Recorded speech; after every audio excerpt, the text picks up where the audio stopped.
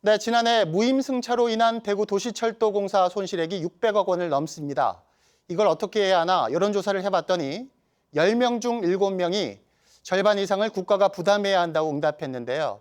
오늘 국회에서 이런 국비 지원 공감대를 형성하기 위한 토론회가 열렸습니다. 박석 기자가 보도합니다. 지난달 전국 6개 도시철도 운영기관이 전국 성인 남녀 1000명을 여론조사한 결과입니다. 무임승차 비용에 대해 국가와 지자체가 50%씩 부담해야 한다는 응답이 46.8%, 국가가 100% 부담해야 한다가 23.9%였습니다.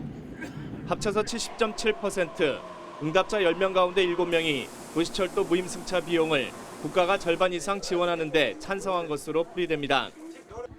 국회에서 국회의원과 전국 6개 도시철도공사 노사대표, 학계, 시민단체가 참여한 시민토론회에서도 무임수송제도와 비용 보전이 뜨거운 감자였습니다. 사회적 약자의 이동권을 보장하기 위해 1984년 도입한 무임수송제도가 급격한 고령화로 도시철도의 손실이 불어나면서 경영난의 원인이 되고 있기 때문입니다. 지난해 전국 6개 도시철도공사의 무임승차로 인한 손실은 6,200억 원, 대구도시철도공사도 614억 원의 손실을 떠안았습니다. 특히 올해는 코로나19 사태로 대구 160억 원을 비롯해 전국적으로 2,100억 원의 손실이 추가될 것으로 예상됩니다. 공공교통에서 발생되고 있는 교통복지 비용은 중앙정부와 지자체가 적절하게 분담을 해서 책임을 지는 것이 복지국가로 나가는 지름길이라고 생각합니다. 특히 정부는 공기업인 코레일에는 지난해 무임승차 비용 1,700억 원을 지원했지만 도시철도에는 한 푼도 지원하지 않아 여야 의원 3명이 도시철도법 개정안을 발의했습니다.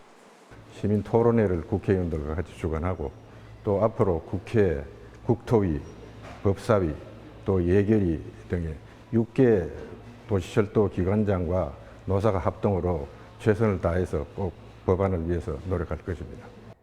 도시철도 노사와 정치권이 손을 잡고 무임승차 비용 국비 지원에 적극 나서면서 이번 정기국회에서 법안 통과에 대한 기대가 커지고 있습니다. TBC 박성입니다.